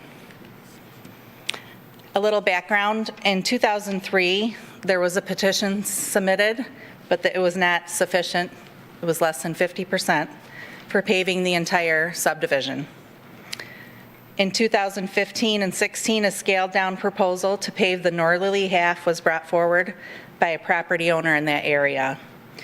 Petitions returned could not meet the 50% threshold to move forward. In 2016, 2 of the vacant lots in the scaled-down proposed area were sold to a developer who was in favor of the paving. This moved the approval ratio to 54.17, same as what we have tonight. City Council, however, was not in favor of pursuing the scaled-down special assessment district at that time. The city engineer, Scott, is here, and we're happy to take any questions you may have. Thanks, Kelly. Scott. Questions from council for Kelly, Scott, or Mark? Mayor Pro Tem Chamberlain Kringa. Thank you, Mayor. I'll kick us off. Do have a number of questions. First question I want to start off with was one that was raised by the residents around Devonwood and where it cuts off. I did speak with City Manager Miller because I did speak with Ms. Belomo. I spoke with your husband, Blair, today actually on the phone, and so wanted to double check. And if City Manager Miller, if you can just share kind of what you had said to me. That Is this regarding the barricade? Yes, the barricade. Okay. Yeah, there is 2 public roads owned by the city which are barricaded and not connected. This project would not authorize the barricade to be removed, so the barricade would stay in place. The only thing that was mentioned at the informational meeting, the only thing that was mentioned at the informational meeting about that, because it was brought up a couple times, is that an EVA might be considered at this location if the SID went forward. Might as well explain what an EVA is emergency vehicle access. So we'd remove the barricades, you'd put in a 12-foot wide sidewalk, and you put bollards in the middle that are breakaway that the fire truck runs over, but regular vehicles aren't going to break through them. So it would, bicycles, pedestrian traffic would have, free access between the 2 streets. But that was the one thing that was mentioned at the informational meeting that might be considered, that absolutely removing the barricades completely would not happen. Might be replaced with an EVA. Okay, thank you. But there will be some form of barricade. That is what is important for, I know the residents, their concern, rightly so. Second question was around a question that actually Councilmember Abraham asked this, but I just want to, I think, dig into it, is kind of how is the figure shared by residents calculated? And what I mean is that in speaking to a resident, what I heard is it's calculated based on how much frontage you have on the area that will be paved. So can you confirm that, A? And then B, probably a question for Ms. Tim, is just curious, I've heard figures, some folks are going to have a bill of like $30,000. So what might be on the high end of what someone might be billed if they have a lot of frontage? What might be on the low end, and something kind of in the middle or average? So there's 46 pieces of property that are located within that district. On average, it would be approximately $11,000 each one. Obviously, it's done on linear foot and not necessarily frontage, because you can see on, for example, some of the lots actually are on Raven Court, but they have, the side of it is on Devonwood. They were included in the district because they have access, a driveway access on that road. Okay. The costs will be spread out and presented to you at the next meeting for the actual assessment roll. And can you remind, how many years are these paid over? Do you have? 10 years, and then it's a 6% interest rate. And it is a lien on the property once the special assessment roll is created. It creates a lien. If you were to go to sell, that would have to be paid off prior to you transferring title. Thank you. One final question. So, Mayor, you had asked a question, and our CFO Malzik had answered in terms of, it was around the finances, that at this point, and it's been raised, money isn't technically budgeted for this.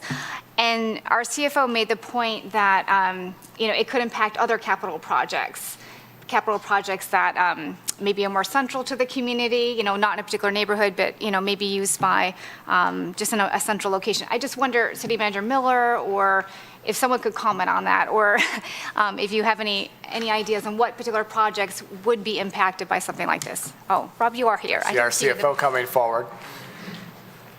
Good evening. To answer your question, yeah, so the budget that you guys approved this past year for 2023 leaves a fund balance of $7 million. So if you look into the 2024 column, of course, our needs for capital are much greater than what we have for resources. So with that $7 million remaining, if we took another 2.8 out of that balance, you're bringing the capital fund down to basically $5 million. I can't say for certain, but I know that the skating rink amenity that we have going on, that we're going to be coming for additional funds for that project as well. Potentially leave us with basically a zero fund balance. What that would do is we would have to say, okay, we're going to have to put off that fire truck, that police car, that pick a different road to do, move those roads back. My opinion is that this project would impact very few people, and I would think that you'd want to spend your capital on a road like Stevenson that would impact, many residents. Thank you. And Go ahead, Mark. Council and Mayor and Council, and that, to the point that we brought up earlier, is that most other communities, the burden actually falls mostly on the residents for the SAD, not the local community. Our portion is 2.3 million, 2.4 million. The residents' portion will be 500,000. So that in most other communities, like 80, 90, 100% of it falls on the residents within the SAD. So they're actually paying for all of the improvements in their neighborhood. So the point is the people that are, the residents which are benefiting from the project are actually paying for all of the project.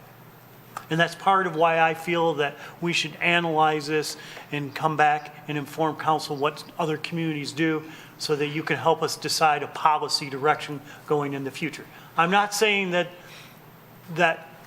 just remember, you still can authorize this project if you so desire, and we'll carry it through.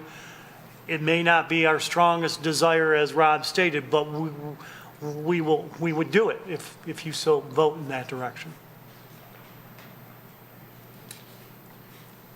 Mayor, one other comment. I don't know if Scott's mentioned this yet, or Kelly, but there's 4 miles left of unpaved roads in the city. So one of the things we talked about as a group is that, maybe this is something that we need to carve out, if the desire is to pave every road in the city, to carve out that as a special project with special funding at maybe another time. But again, to Mark's point, we're not saying that you can't do it. We're just cautioning that there's a finite amount of dollars, city dollars today. Mayor, and one of the things that I would bring up later is that take the community of Farmington Hills, which is very similar to us. They do not maintain their residential roads like we do. But what they were finding is none of the residents would approve special assessment districts. So all of their residential roads were falling apart. And it got so bad, as Rob just said, they found an alternative and they passed a millage specifically to repair those local roads. I'm not saying that's what we're going to do, but I feel that it's our obligation from the management standpoint to help you for the future policy direction regarding special assessment districts. Thank you. Councilmember Abraham, questions? Thank you, Mayor. There's been a lot of dialogue about the number of trees that would be impacted by this project.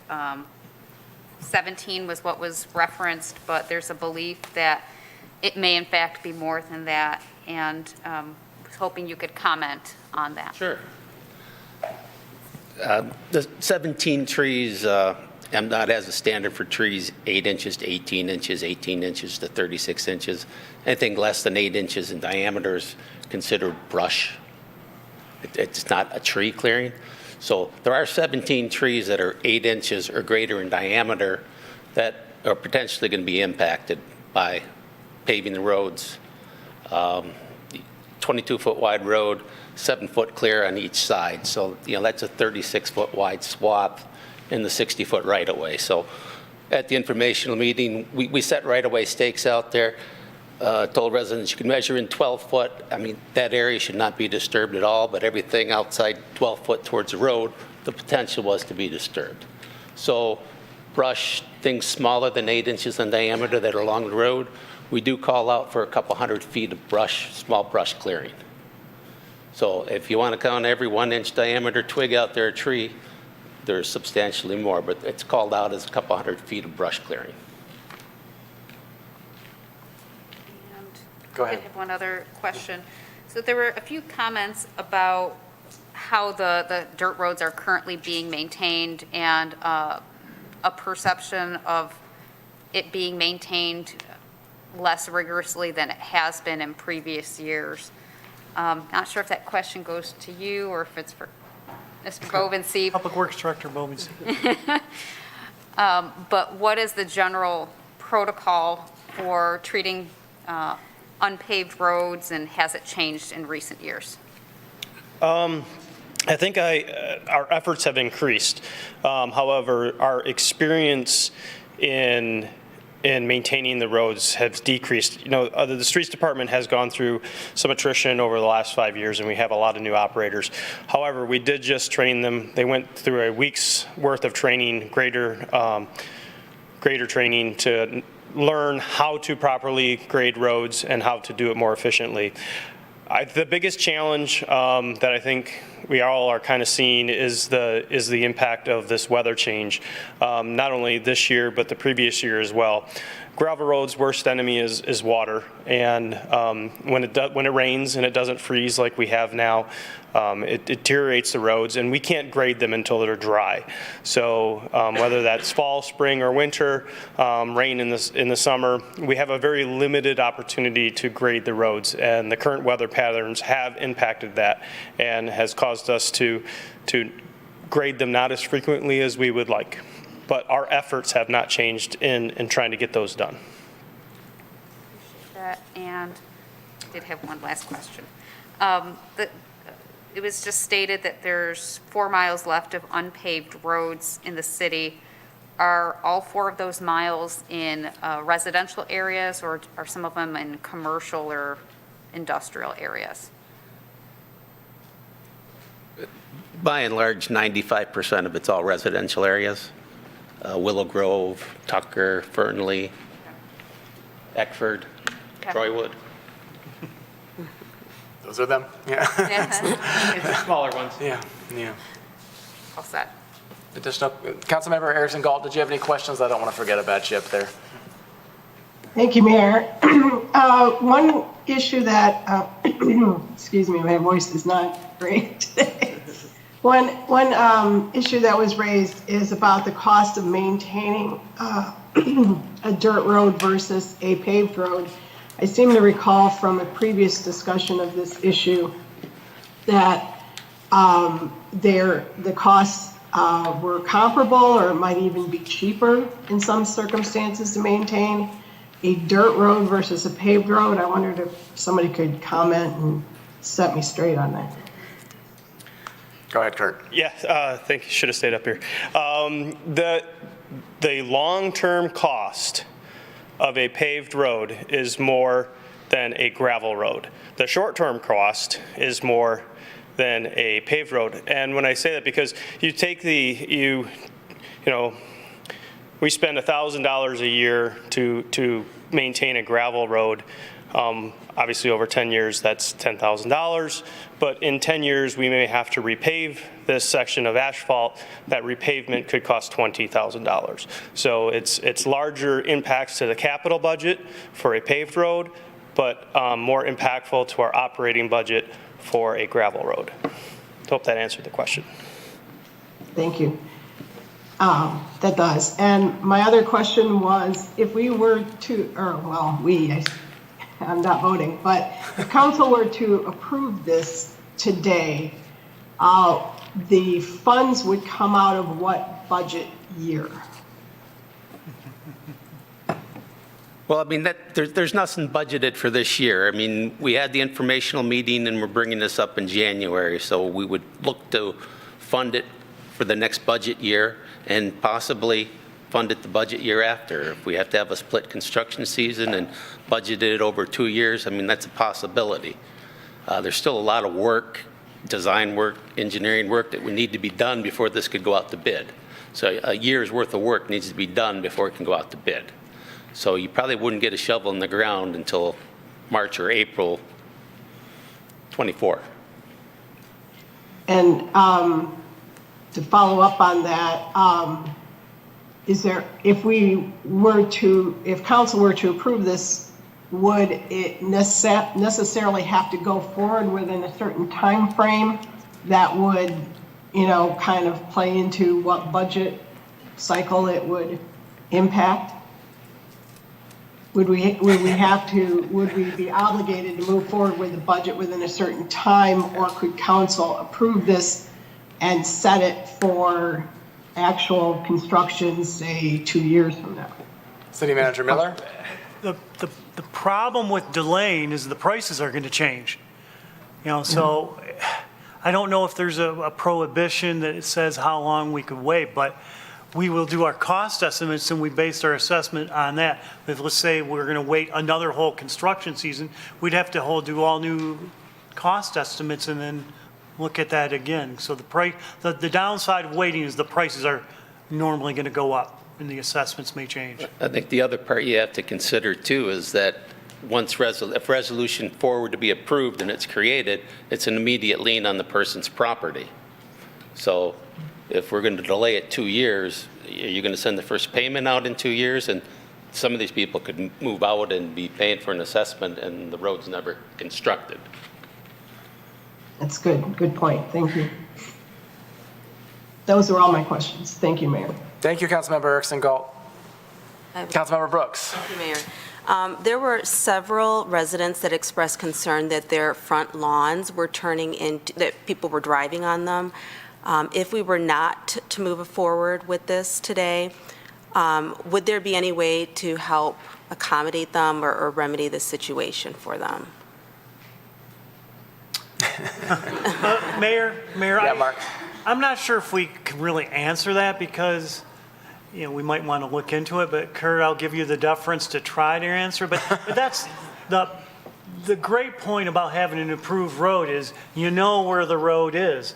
Having a situation like this is, just people are probably driving outside of the right of way. We've seen that on dirt roads where the actual roadway isn't even centered in the right-of-way.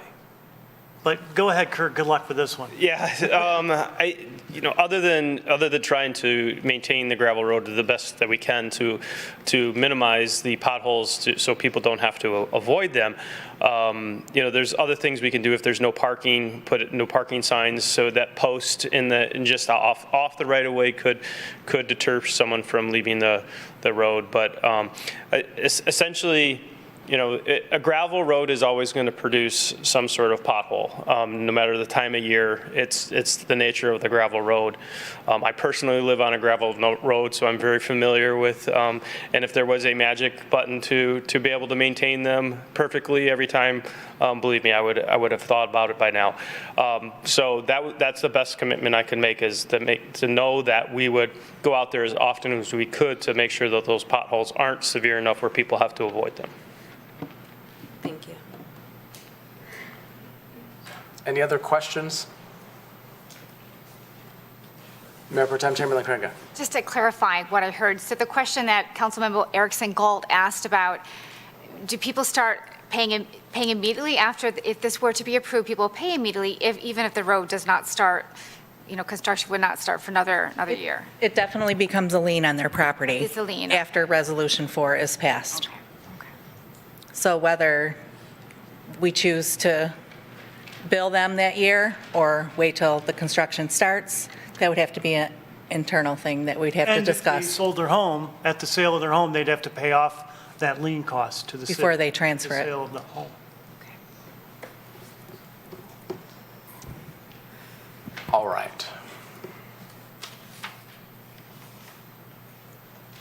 So to have discussion on this matter, we need to move the resolution to get it on the table so we're able to not talk about, or actually discuss as opposed to ask questions. So I'll move for discussion purposes I-6 standard purchasing resolutions 1 and 2 for a special assessment district for bituminous asphalt paving of Middlesex country home sites, Devonwood, Lennox, and Sussex, as printed in the agenda packet. Both standard resolutions 1 and 2. Support.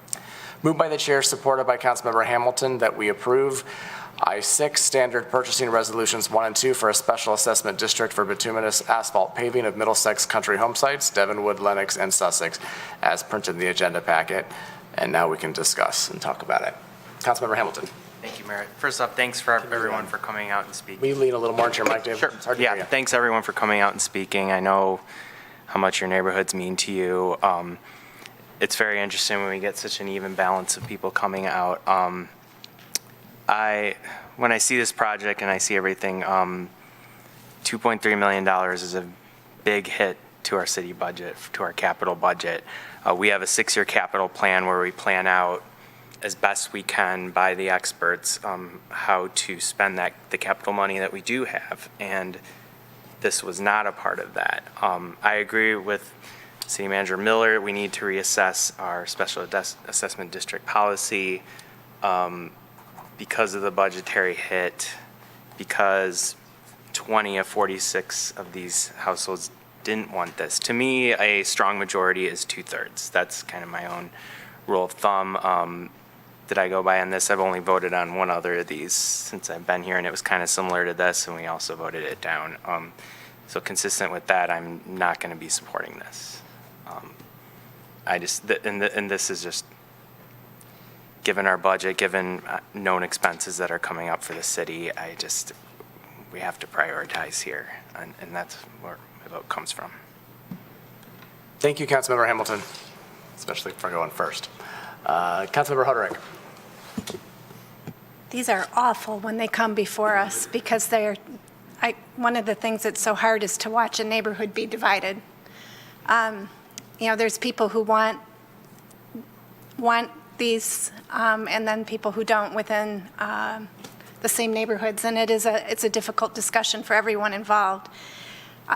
I was on council the last time this came before us for this particular neighborhood, and spent a lot of time driving around it, looking at it.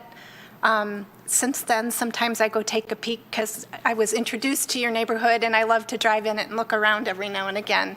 It is a gem in the city of Troy. I understand why people want this. I understand why people don't. I get it. Especially the conversation about why people are for it has definitely evolved since 2016. A few of you who were against it then have changed your minds even, because I think weather patterns and the wetness of the roads it's impacting the tone and tenor and the dialogue that I'm hearing from the residents there. And I totally get it. I can hear and appreciate it.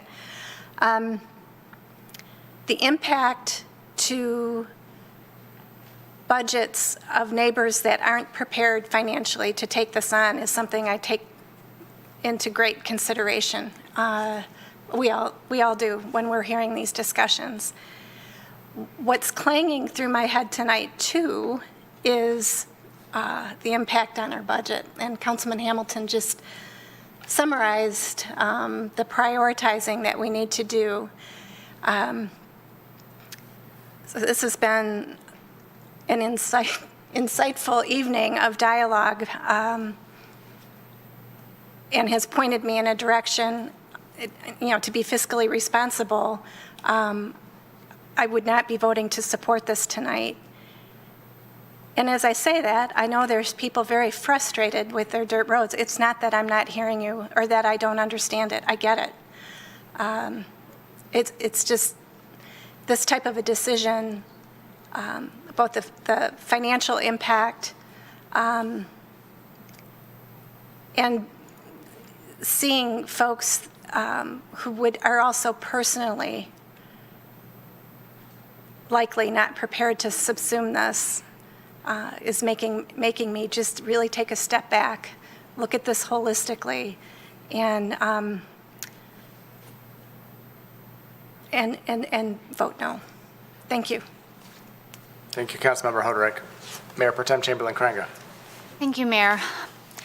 I spent a good deal of time this weekend really trying to contemplate. And to be honest, there are different points where I was going back and forth.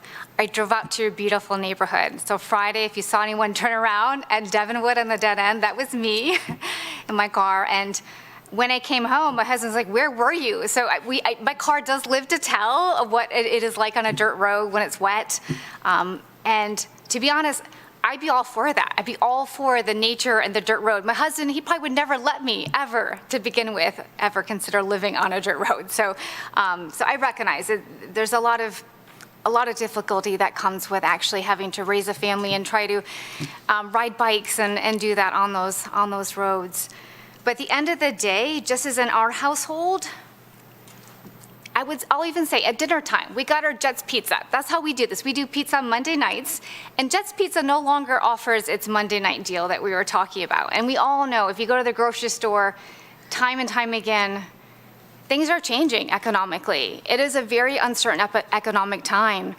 And so to make a decision that I know will have an impact on people's lives that maybe are not budgeted.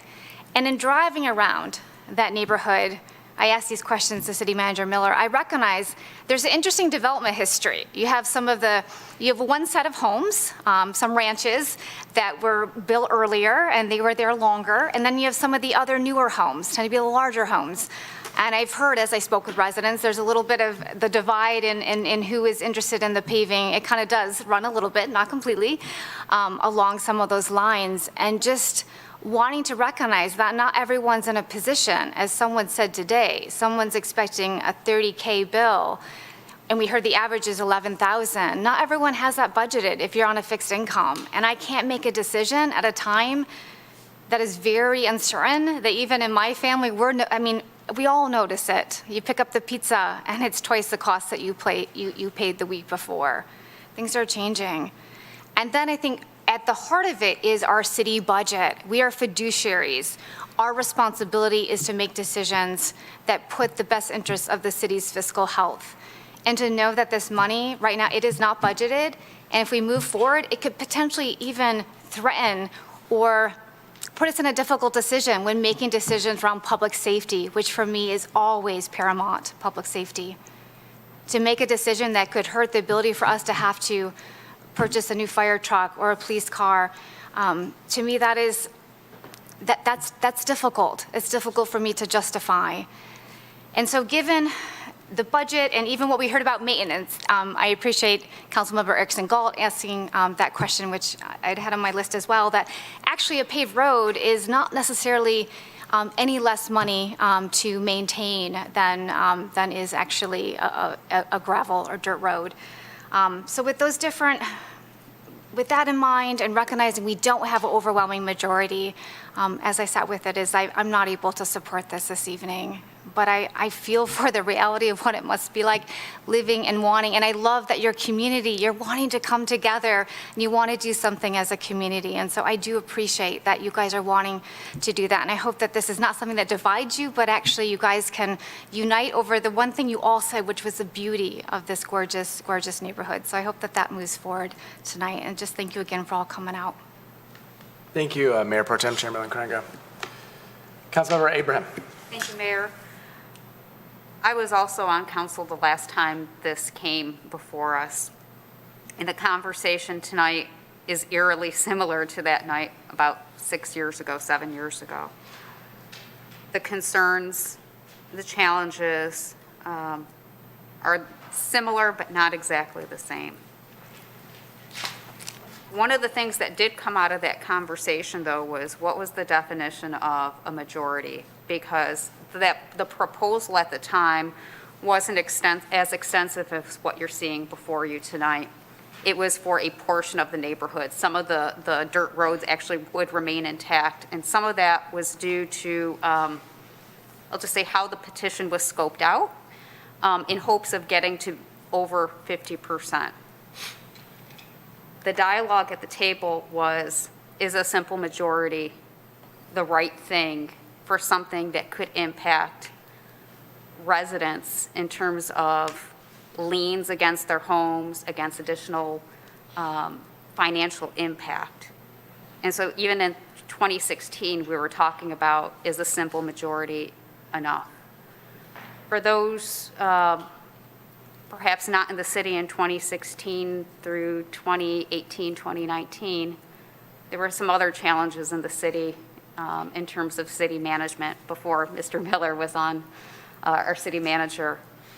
And those conversations about simple majority versus a different threshold never really took place. Then COVID hit.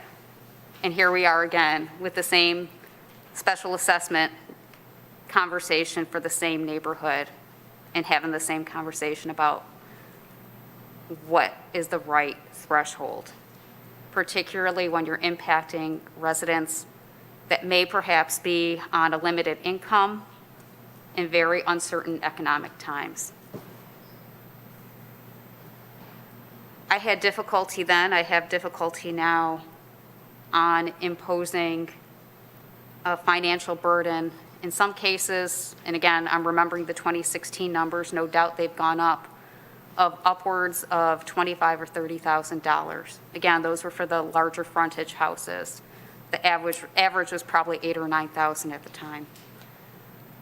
I have a very difficult time forcing this on those who are not willing when it's a bare majority.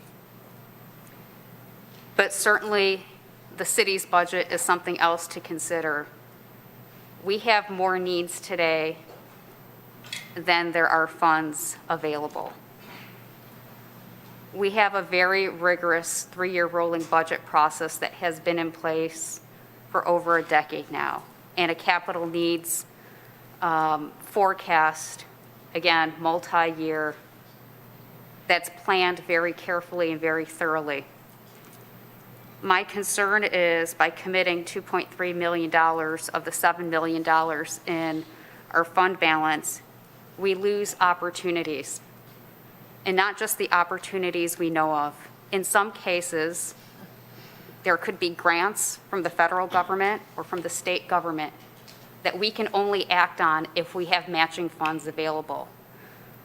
We need to be prepared when those opportunities come about. These are why Troy's roads major roads tend to be in better condition than the surrounding area. It's because we monitor and manage our fund balance very wisely. 2.3 million out of 7 is a big hit. And it hits our ability to do projects that will impact a wider swath of our community. And so when I look at this decision, I have to keep that in mind. So for those reasons, I will not be supporting these resolutions tonight. Thank you, Councilmember Abraham. Councilmember Brooks? Thank you, Mayor. First of all, I want to thank every one of you for coming out here tonight and sharing your challenges and your concerns with us. I think all of us were really listening and understand where each and every one of you were coming from. I kept track of how many people voted in favor and how many people voted against, and it was about 7 for and 8 against, which kind of mirrors how closely divided this concern was for all of you in your neighborhood. I do kind of share the same concerns as my colleagues. I am very concerned about the economic impact, especially given our current economic situation. Obviously, we all know that there is inflation, concerns of an economic downturn. And so this would obviously have a direct impact on every single individual family that lives in this subdivision.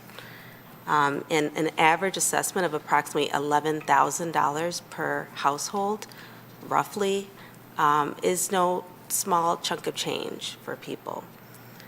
And I'm also very concerned about how this could impact our budget.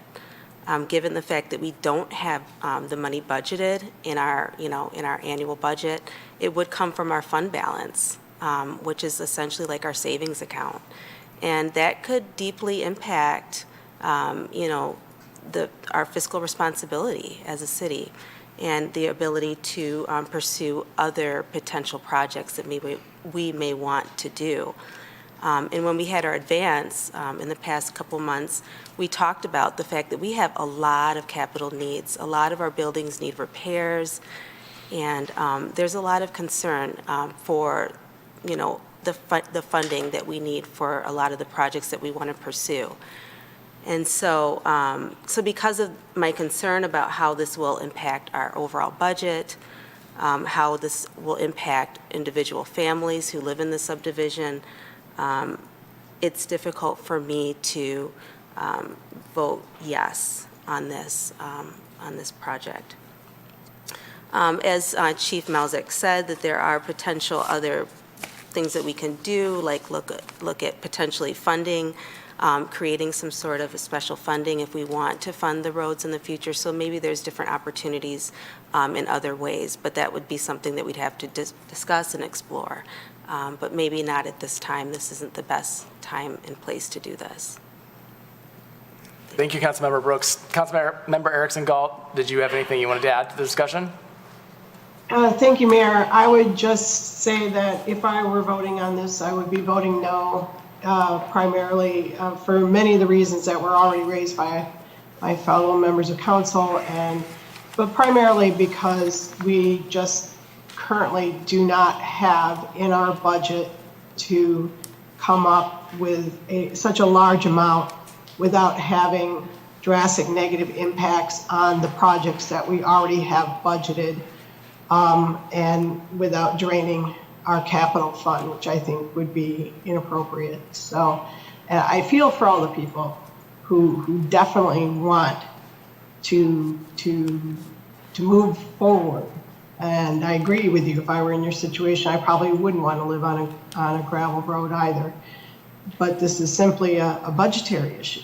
We need projects of this size and this scope need to be budgeted well in advance, and this is kind of coming at us from left field. So, and I also agree with City Manager Miller's point that our policy is probably not what it ought to be, although I wouldn't hold that against the people. You've done what you needed to do under the current rules, and I wouldn't suggest that changing the rules on you is a reason to bar you from getting the relief that you seek. So, but I really think this is simply a question of not having the funds currently budgeted for this project. So If I were voting, I would be voting against. Thank you, Councilmember Erickson Galt. We haven't done the vote yet, but you know how it's going to turn out, unless something massively changes by what I say, and I don't think that's going to be the case, because unfortunately, for those who support this project, I can't vote to support it tonight for all the reasons that were said tonight, and then some. I really struggle when the city of Troy has a policy that says we want to improve our roads, we want to pave our roads. That's been the longstanding policy of this city. And we have a seemingly majority of the residents who want it, and yet we're going to say no. And I know that doesn't necessarily sit right. But the financial concerns are more than I think anyone in this room can really take in tonight. There's a lot going on with our budget, with our capital needs, with our operational needs. We have a 5 or 6 year plan for road projects in our city. We know that far in advance what roads are going to get touched. This is a huge capital project that is, while you've been working on it for several months, it wouldn't come to us till now and wouldn't be considered for budgetary purposes until now. Our city budget can't operate like this. That doesn't make sense, and that does highlight the problem that City Manager Miller has brought. I think City Manager Miller, there's consensus here from this table, from what you've heard tonight, that policy needs to be looked at separate and aside from this specific project, but it's 50 years old, first of all. And generally, some of our ad memos that are 50 years old, we need to look at what the city looks like now. I really struggle. I can't support what's essentially a tax increase in a tough economy and a huge budget hit. It just seems irresponsible of us to do that. And we know that public safety is the #1 priority for all of our residents in this city, and roads are a part of public safety in many ways too. But when we've got potential public safety issues facing our city right now that have to be our focus and need to be your focus also, and I believe they should be and would be, those are top of my mind and what I'm thinking about. Roads are often a #2 on our priority list as well. So I'm not so sure tonight as I sit here, for those of you that are seemingly getting the way you wanted us to vote tonight, I'm not so sure that those roads shouldn't be looked at getting paved in the future. I do think times have changed. There are some potential safety issues related, and it's something that needs to be looked at, but not in a all of a sudden budget amendment for us. I just can't do that. I know the neighborhood very well. I live very close to it. I actually have run through that neighborhood several times. So I'm very familiar. I was on council in 2016 with Councilmember Hoderick and Abraham when we faced this before. And what's interesting, we did have the conversation about what a majority or supermajority or how you address that.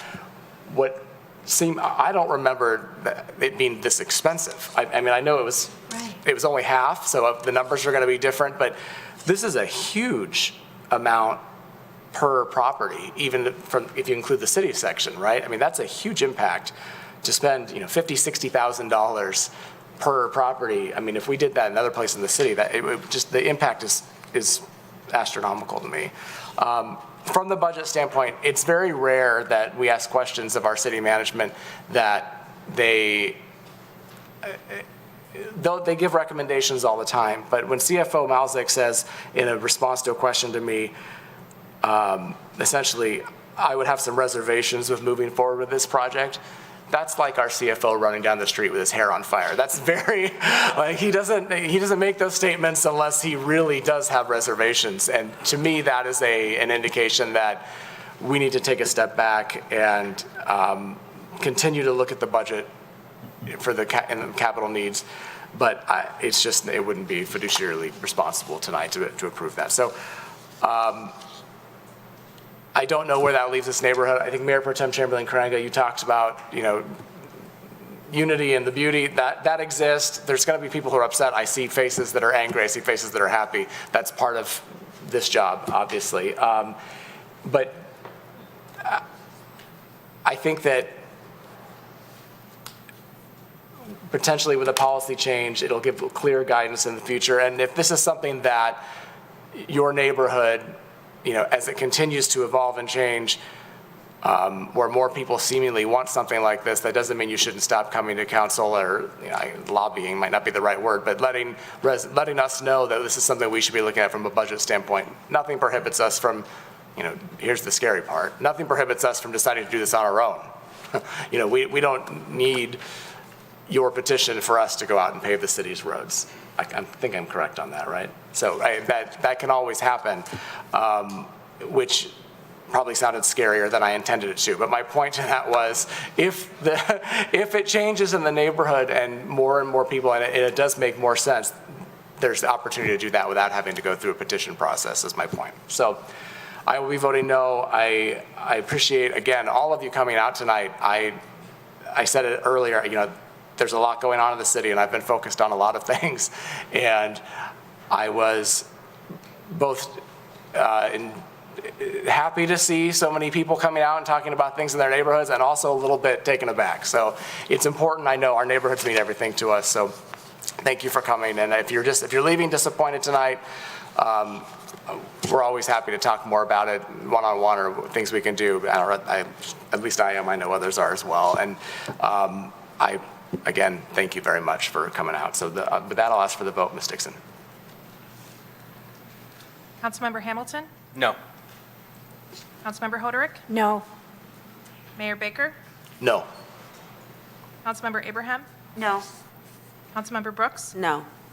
Mayor Pro Tem Chamberlain Krenga? No. Motion fails. That concludes regular business this evening. I'm going to take a 5-minute recess, and we'll come back in 5 minutes.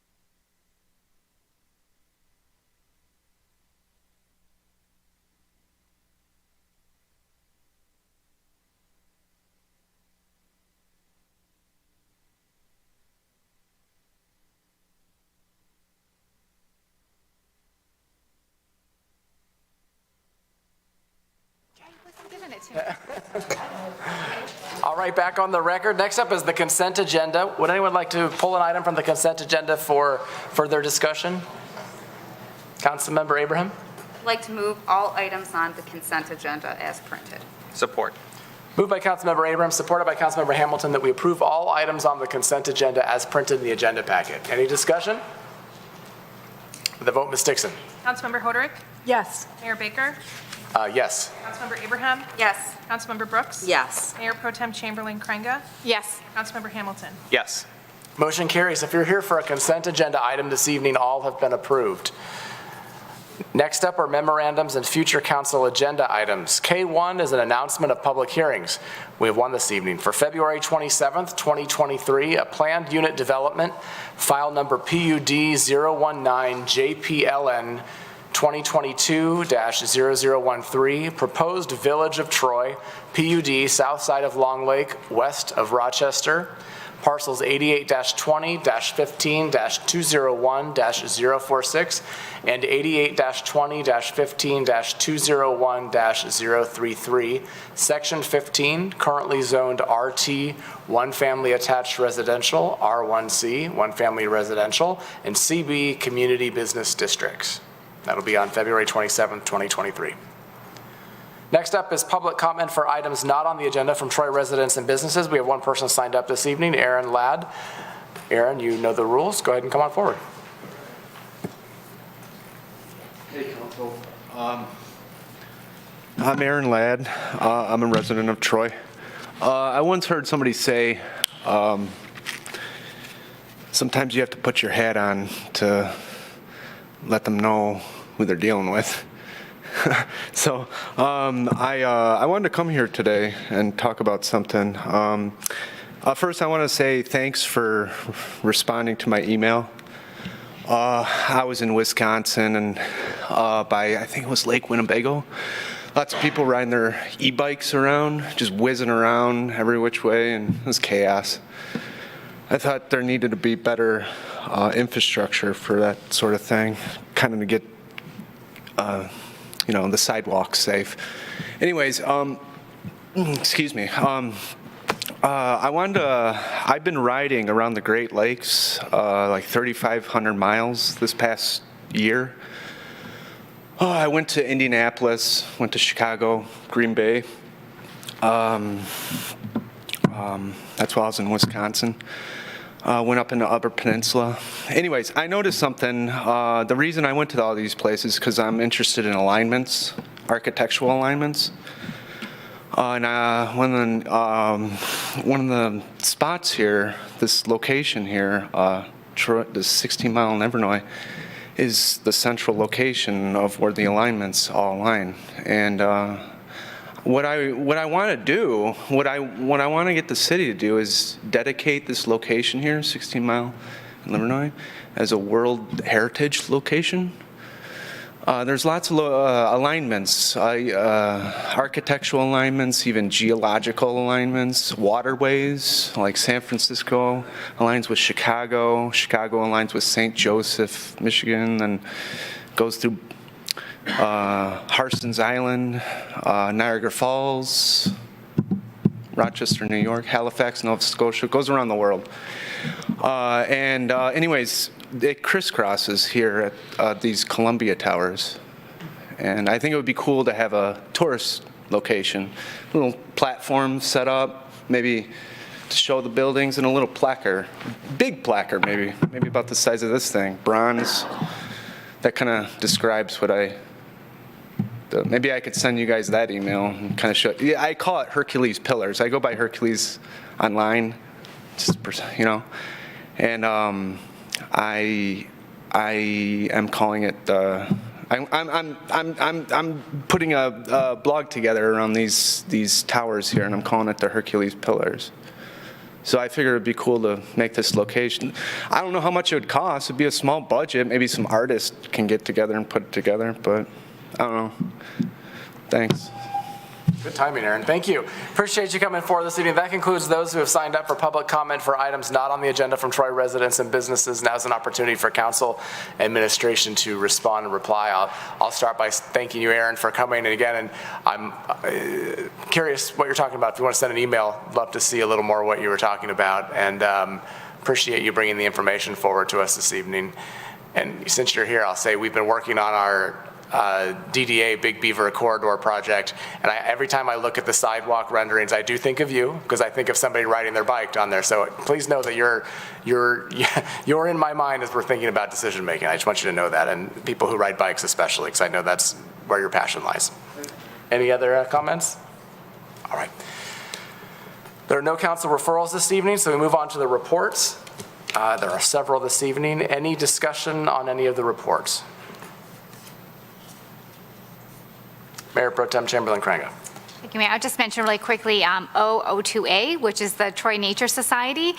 Just looking at the financials, it's kind of great to see as we have come more and more out of COVID,